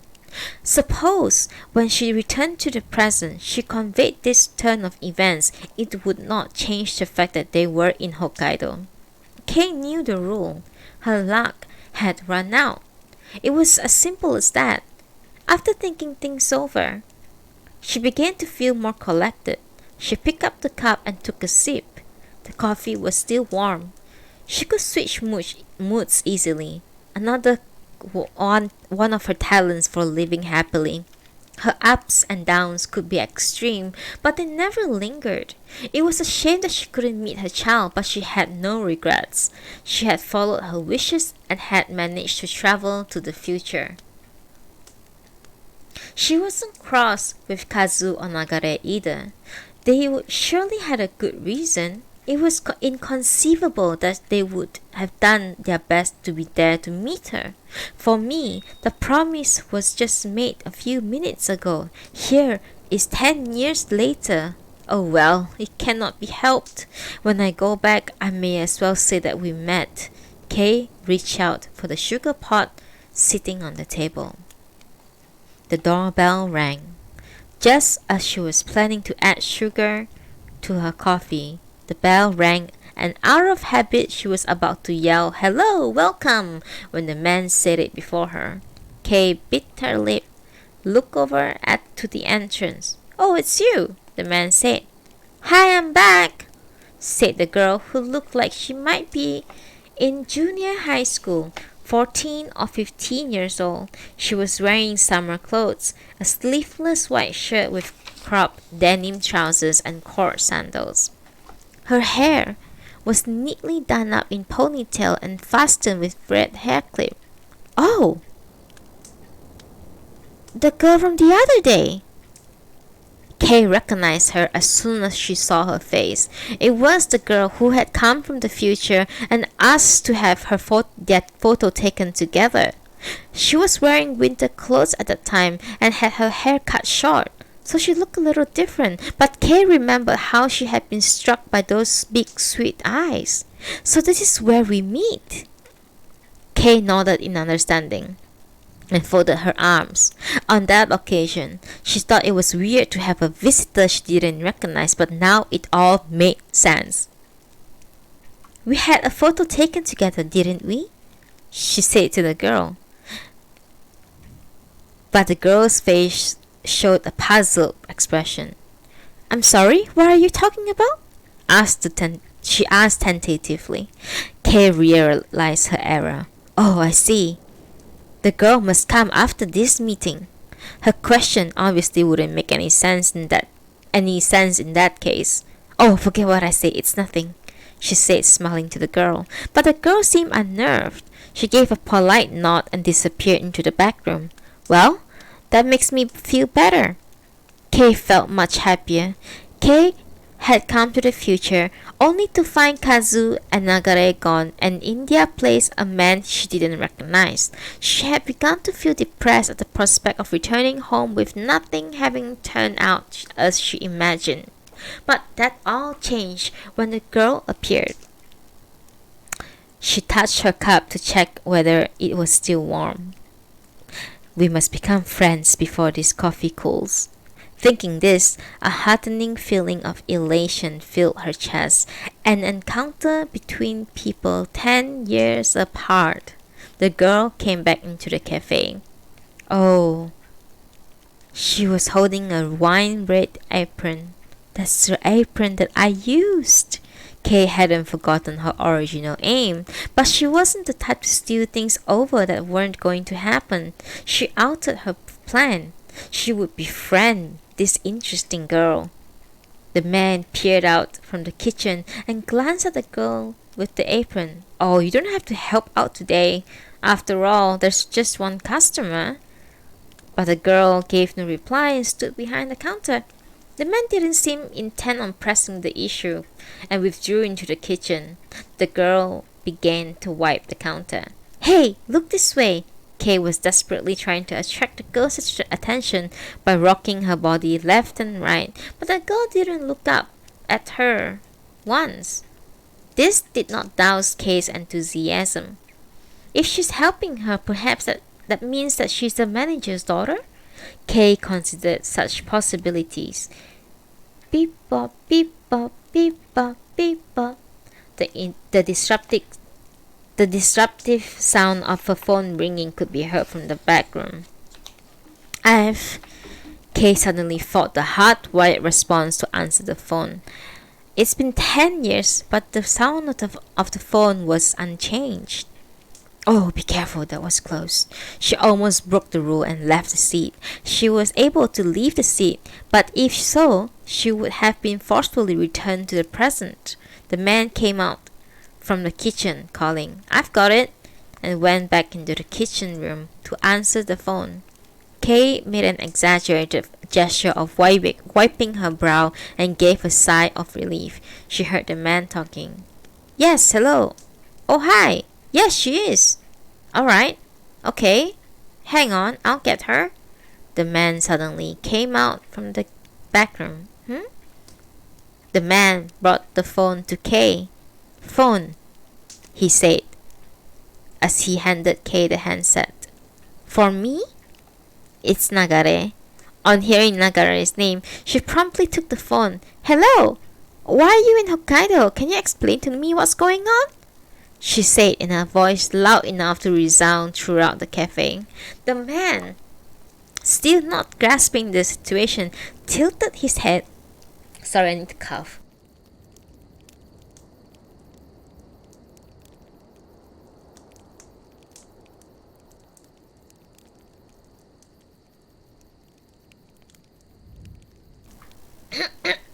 Sorry. Something's tickling my throat like a dust. Alright. The man, still not grasping the situation, tilted his head in confusion and returned to the kitchen. The girl showed no response, as if she was oblivious to Kay's loud voice. She simply continued doing what she was doing. What's that? There's no time? I'm the one with no time! Even as she was talking, the coffee was cooling. I can hardly hear you. What? She was holding the handset to her left ear while plugging her right ear with the other hand. For some reason, there was a terrible racket in the background, the other end of the line, which made it difficult to hear anything. What? A schoolgirl? She continued to get Nagare to repeat what he was saying. Yes, she's here.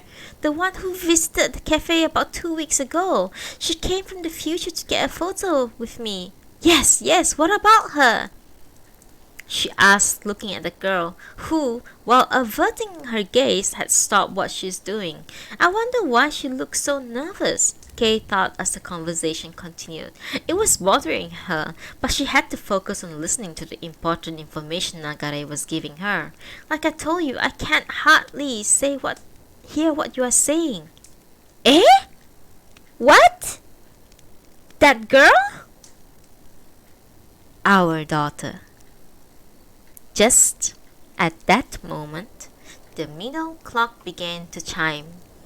Dong, dong, 10 times. It was then that Kay realized what time it was.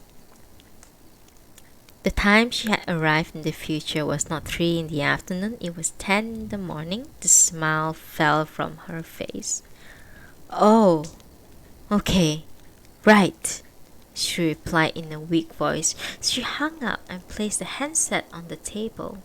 She had been looking forward to speaking to the girl, but now her expression was pale and drawn, without remnants of that bright expectant look that existed just moments before. That girl had saw what she was doing, and also looked completely spooked.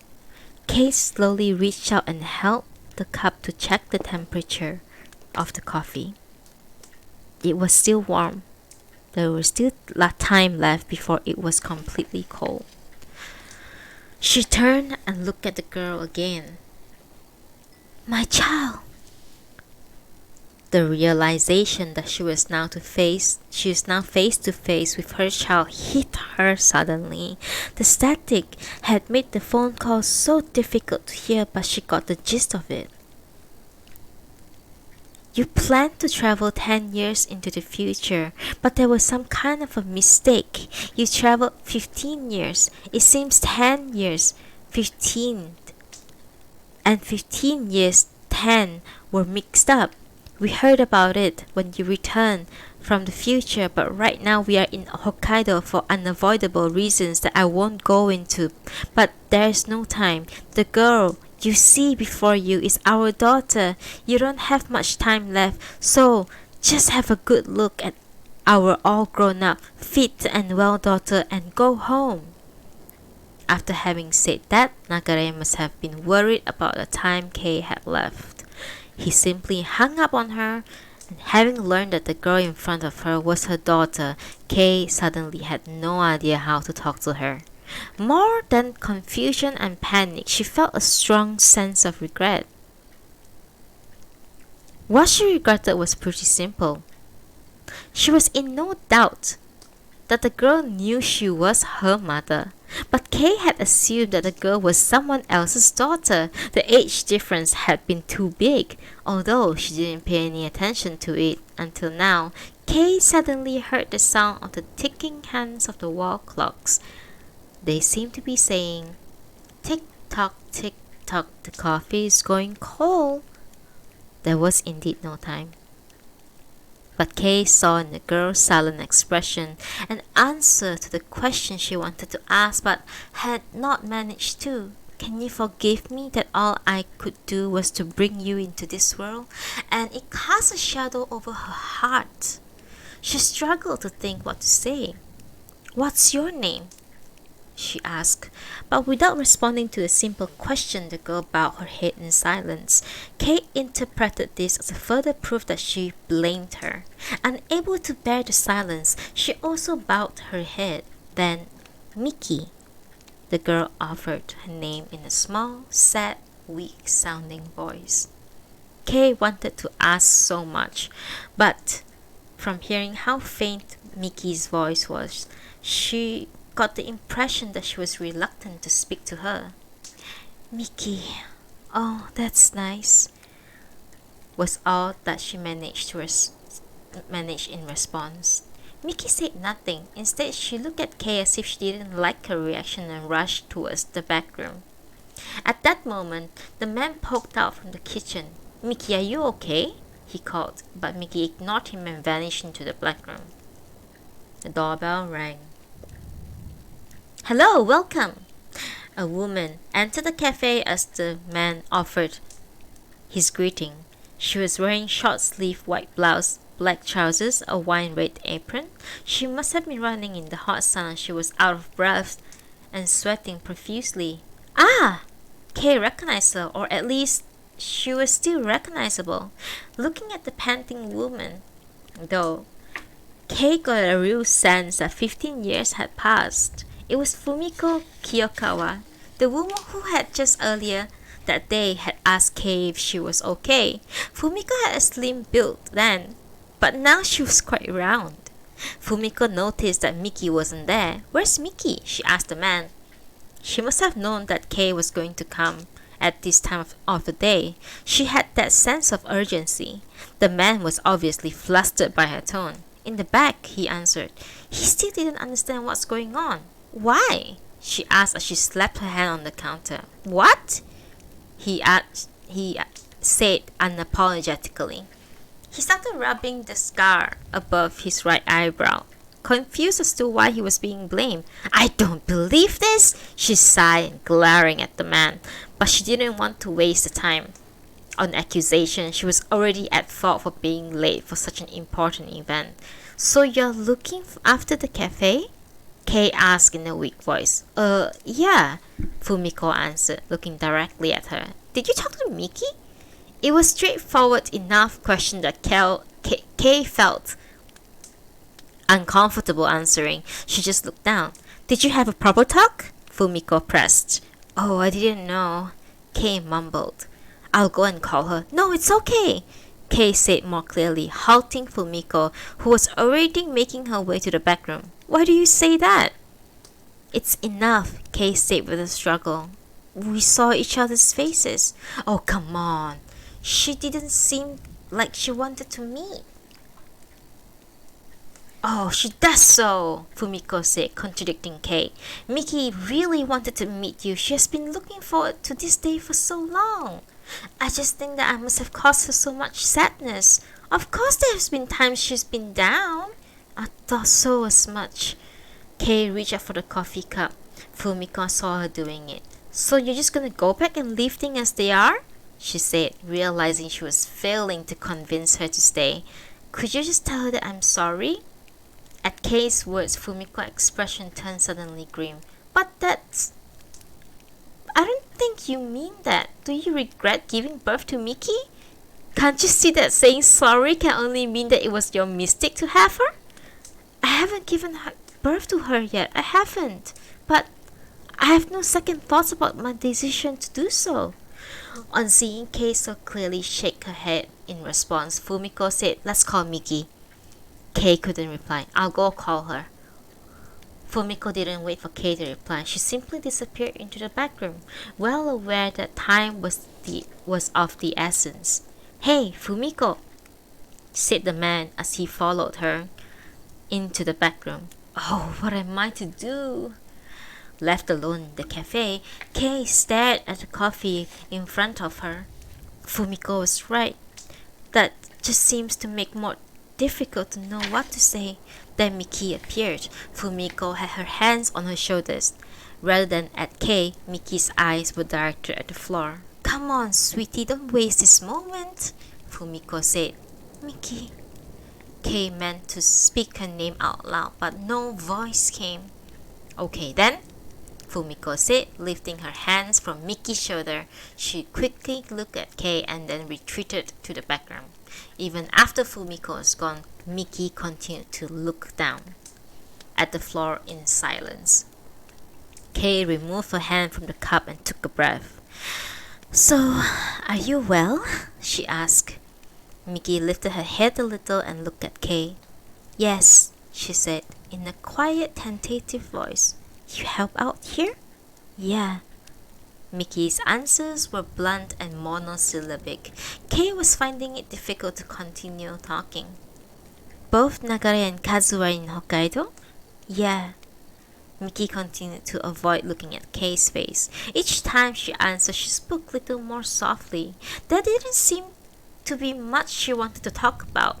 Without giving it much thought, Kei asked, Why did you stay here? Oops. Kei regretted asking the question the moment it left her lips. She realized that she hoped to hear Miki say that it was so she could meet her. She knew how insensitive such a forthright question must have been. She looked down in embarrassment. But then Miki spoke. Well, you see, she began in her soft voice. I make coffee for the people in that seat. Make the coffee? Yeah, like Kazu always did. Oh, it's my job now. Really? Yeah. But there, the flow of conversation abruptly ended. Miki didn't seem to know what else to say and turned her gaze downwards. Kei was unable to find any words to say next, but there was one thing she wanted to ask. Bringing you into this world was the only thing that I did for you. Can you forgive me for that? But how could she expect to receive such forgiveness? She had caused so much sadness. Miki's reaction made Kei feel she had been selfish to come. Finding it increasingly difficult to look at her, Kei looked down at the coffee before her. The surface of the coffee filling the cup was ever so slightly trembling. There was no longer rising steam. Judging by the temperature of the cup, it would soon be time for her to leave. What was it that I came here to do? Was there any point in my coming from the future? It all seems so pointless now. The only thing that has come from it is more suffering for Miki. When I return to the past, no matter how I try, it won't change Miki's unhappiness. That cannot be changed. Take Kotake for instance. She returned to the past, but it didn't cure Fusagi. Likewise, Hirai wasn't able to stop her sister from dying. Kotake got to receive her letter, while Hirai has met her sister. Fusagi's illness is still worsening and Hirai will never see her sister again. It's the same for me as well. There's nothing I can do that will change the 15 years that Miki has spent in sadness. Although she had been granted her wish of visiting the future, she still felt utter despair. Well, I can't let the coffee go cold, Kei said as she reached out and took the coffee cup. Time to go back. But at that moment, she heard footsteps approaching. Miki had walked right up to her. She put the cup back down on the table and looked directly at her daughter, Miki. Kay didn't know what Miki was thinking, but she couldn't take her eyes away from her. Miki was standing so close she could touch her. Miki took a deep breath. Just before, she said with a trembling voice, when you said to Fumiko that I didn't want to meet, it's not like that. Kay listened, hanging on to every word. I always thought that if we met, I would want to talk to you. There were so many things that Kay wanted to ask also, but then when it actually happened, I didn't know what to say. Kay hadn't known what to say either. She dreaded how Miki might be feeling. She had failed to put the things she wanted to ask into words. And yes, there have been many times when I have been sad. Kay could very well imagine the thought of Miki alone like that was heart-wrenching for her. I cannot change those sad times of yours. But Miki smiled bashfully as she took a little step closer. I'm really glad for the life you gave me. It really took courage to say what has to be said. It no doubt took Miki all her courage to express her feelings to the mother she had just met. Her voice wavered with uncertainty, but it conveyed her true feelings. But large teardrops began flowing from Kay's eyes. But giving birth to you is the only thing I will ever able to do for you. Miki also began crying, but using both her hands to wipe away her tears, she smiled sweetly. Mom, she said in a nervous, excited voice, but Kay heard it clearly. Miki was clearly calling her mom. But I haven't given you anything. Kay covered her face with both her hands. Her shoulders shuddered as she wept. Mom, hearing her name called again, Kay suddenly remembered it soon must be time to say goodbye. What? Kay lifted her face and smiled, reciprocating Miki's feeling. Thank you, Miki said with the broadest of smiles. Thank you for having me. Thank you. She looked at Kay and quickly held up a peace sign. Miki. Mom. At that moment, Kay's heart sang with happiness. She was the mother of this child. She wasn't just a parent, she was the mother of the child, of the girl standing before her. She was unable to stop the tears from gushing. I finally understand. The present didn't change for Kotake, but she banned everyone from using her maiden name and changed her attitude towards Fusagi. She would be with Fusagi to continue being his wife, even though she had vanished from his memory. Hirai abandoned her successful bar to rejoin her family. While repairing relationships with her parents, she was learning the traditional ways of the inn from square one. The present doesn't change. Nothing about Fusagi changed, but Kotake came to enjoy her conversations with him. Hirai had still lost her sister, but the photo she sent to the cafe showed her looking happy with her parents. The present hadn't changed, but those two people had. Both Kotake and Hirai returned to the present with a changed heart. Kay gently closed her eyes. I was so absorbed in the things that I couldn't change. I forgot the most important thing. Filling in for her, Fumiko had been by Miki's side for these 15 years. Nagare had been there for Miki as her father, showering her with love, no doubt going some way to make up for her absence.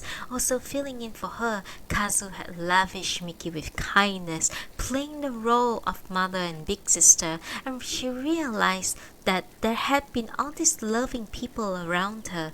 Miki earnestly supporting her growth for the 15 years she had been gone, wishing for her happiness, Thank you for growing up so happily and healthily.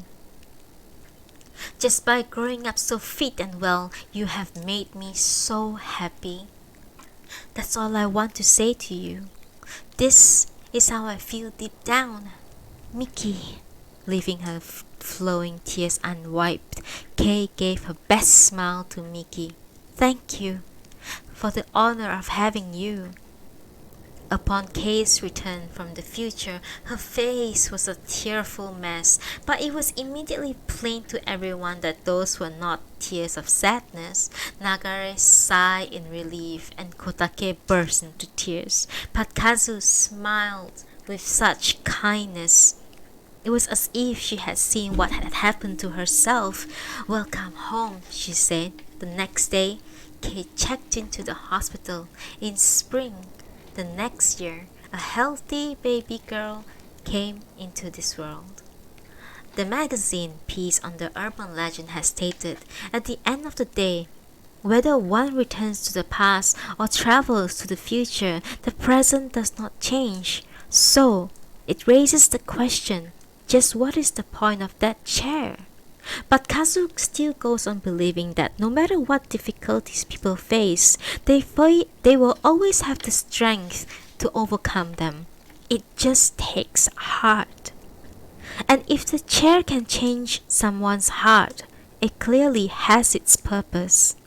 But with her cool expression, she will just say, drink the coffee before it gets cold.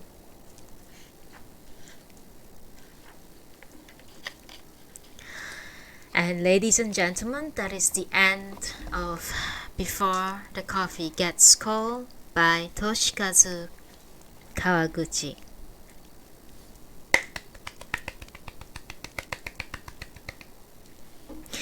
Thank you so much for staying with me for the entirety of this book. What do you all think? What is your opinion of this book? What is your opinion on the ending of the book? If you could travel to the past, would you want to? And if you could travel to the past and meet someone, who would you like to meet?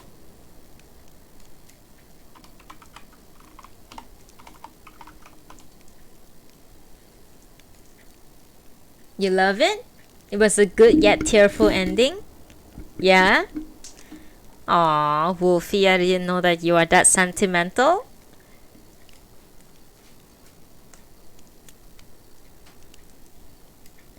I think it's a great... It's not like the best book I ever read, but the concept is very interesting for sure. And I think there's a lot of lesson to learn in the book. The ending said it very well. The ending really said it very well. I really like how it went.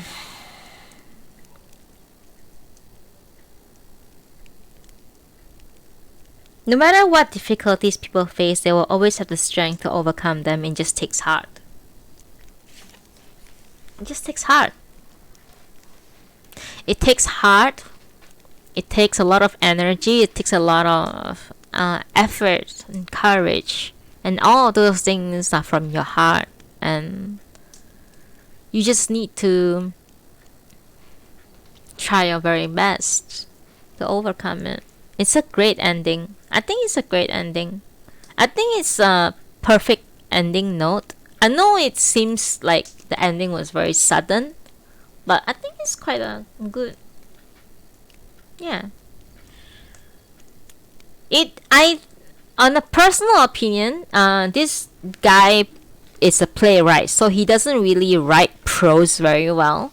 He's very descriptive.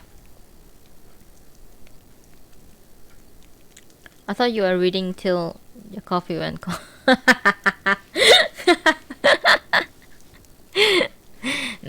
just the title of the book. So the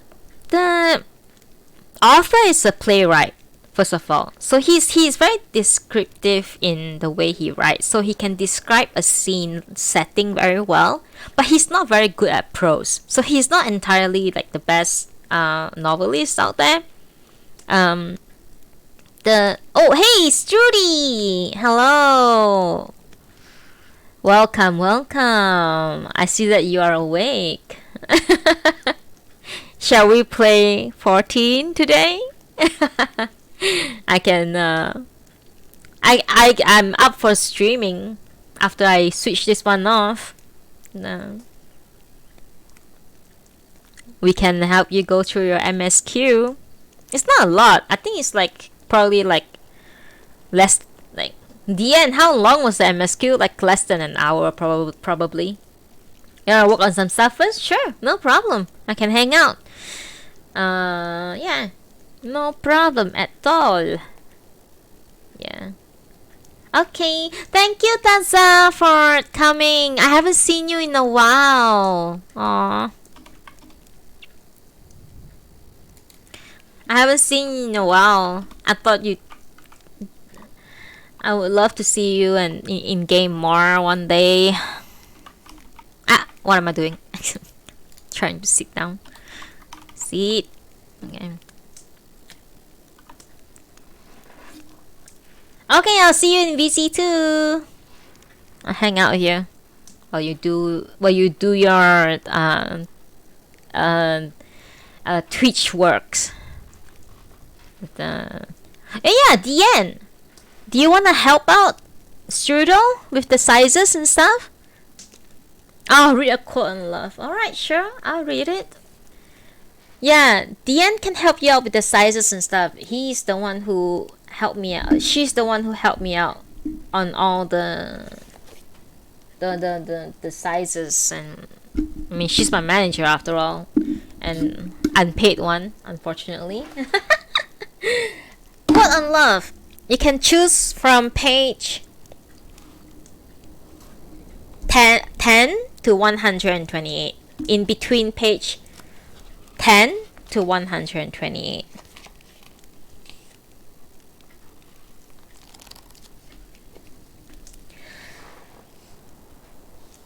Yeah.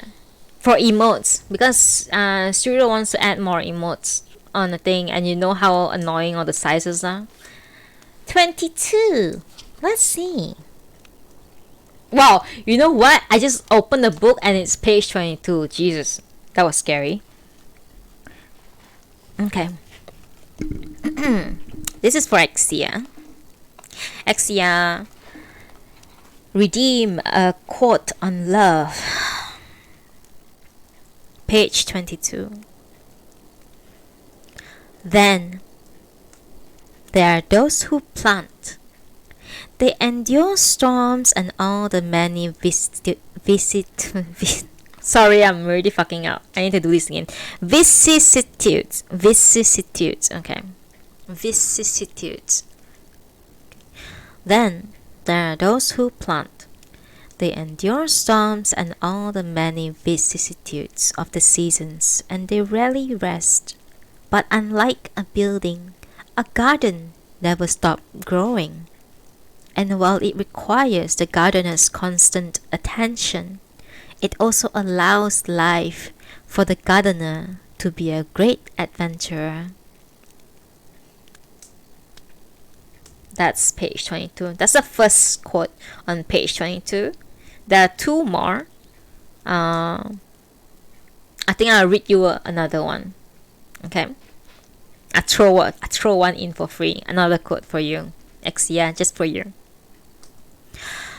Why should we listen to our hearts? Because wherever your heart is, that is where your treasure will be too. That's a very good one. It's a free one for you, Exia. Why should we listen to our hearts? Because wherever your heart is, that is where your treasure will be too. Your heart is a treasure. Oh, Yujun, you're late. You're super late. I finished it already. But it's okay. I'll be uploading the VOD after the stream. And yeah. Alright. I'll give 2 more minutes before I switch off the stream. Anything you all want to talk about? Anything you all want to discuss about? Oh, Beat, you're super late.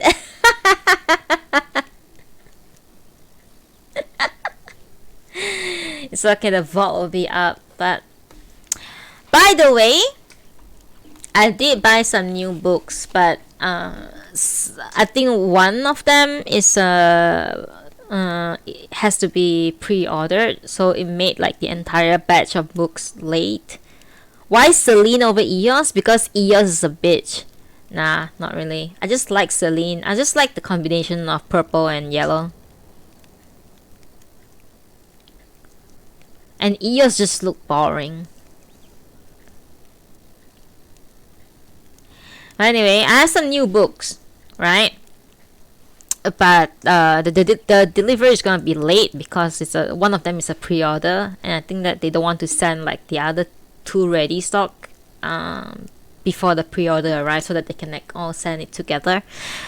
So I don't have any new book to read. I mean, technically I do. Like, this is Before the Coffee Gets Cold. It's actually a new book that I like from an author that I don't know.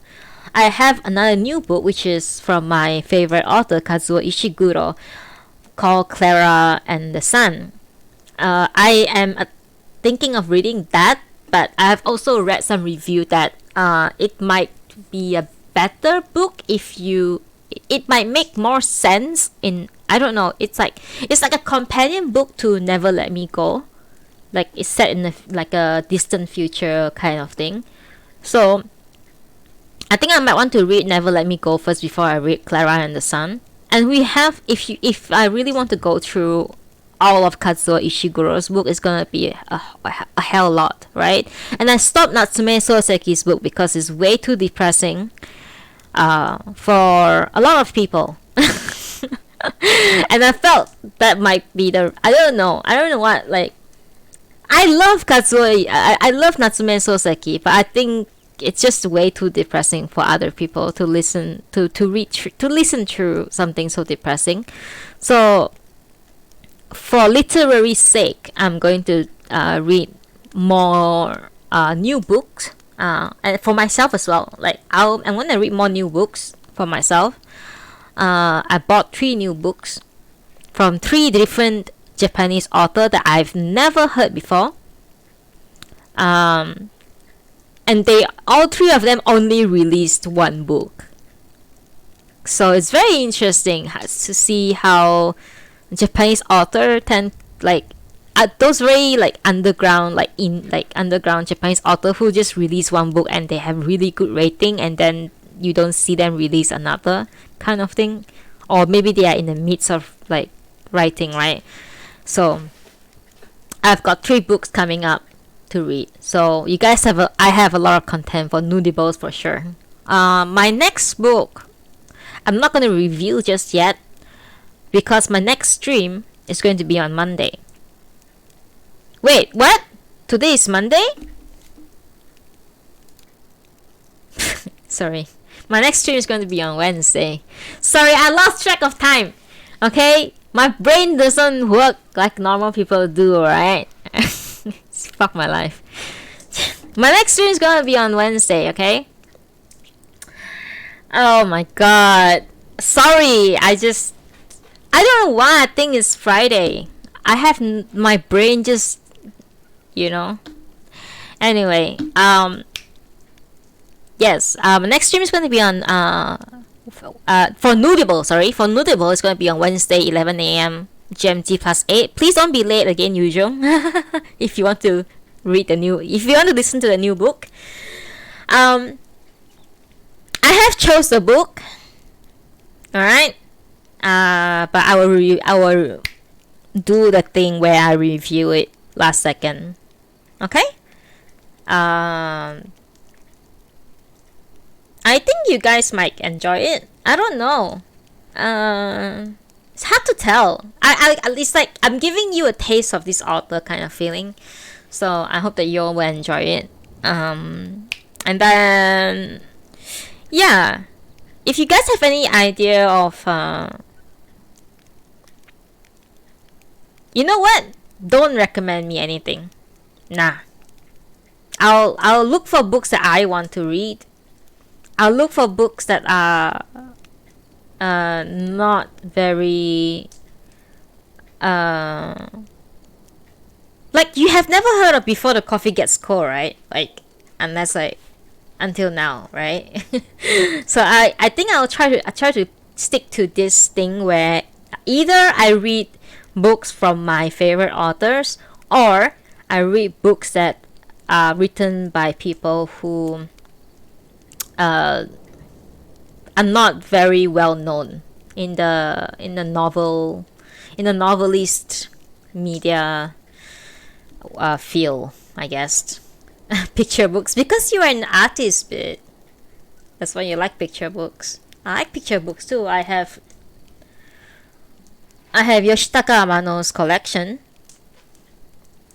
I can show that off. I mean, I'm pretty sure you have it too. Come on. Yeah, I like picture books too. Like, I'll see how it goes. Okay, guys, it's lunchtime for me, and it's lunchtime or dinner time for the Aussies, or it's like sleeping time for some. I'm not sure. Like Wolfie, isn't it sleepy time right now? I don't know. Is it? Yeah, I think it's sleepy time for Wolfie. But yes, thank you so much for having me reading for you. Thank you so much for listening to me read, and thank you so much for Terrarus for the follow today. I really 100% appreciate it. It's very helpful. It helps the channel to grow. Like, follow is free, and I give you an ara for free. So if you know anyone who is interested in listening to someone reading while they are working or studying or anything, please share my channel with them. I would really appreciate it. And I hope that you guys will have a wonderful and smooth week ahead. I hope that this Monday is gonna be a good Monday instead of a blue Monday for you guys. Alright? Have a great week ahead. I might jump back on stream later. Yes, please keep that, more friends. Follow my channel and make them watch Noodibles. Do as you wish, bit. Do as you wish. Do as you wish. Follow is free. You don't have to subscribe. I don't care about those things. Like, just follow me here. Follow me on Twitter too, by the way. Deanne, can you link up my Twitter link? Follow me on Twitter, because I will always announce when I go live. Yep. I do a lot of teaser stuff for Noodibles mostly. I retweet really nice pictures and drawings.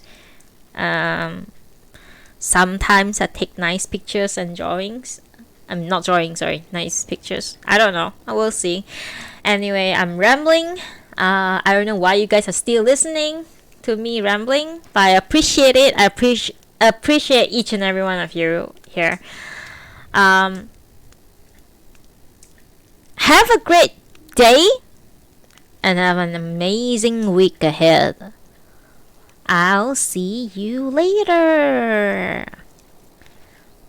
Before I go, I'm going to give you the best song on earth.